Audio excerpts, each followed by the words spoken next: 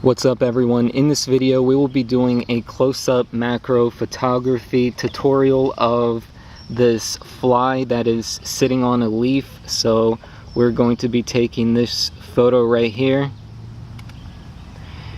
and here is my setup. So I have a tripod with a Canon PowerShot SX60 HS, and on the front there is a Raynox DCR macro lens, and I'm about 6 inches away from the insect that's laying right there. I'm not sure if it's alive, I don't think so, but that's about how far my camera is, and it's no longer in the shot. There it is. So I can go even closer from here.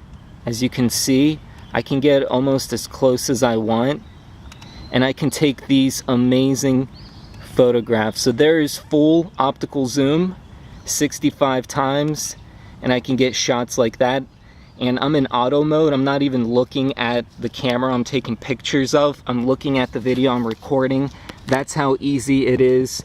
But if you want to get really good close-up macro shots, it's best to go into AV mode and then manual focus, and then you can also go in even closer and focus in on the eyes to get the best shots. So that's how you take amazing close-up macro shots. And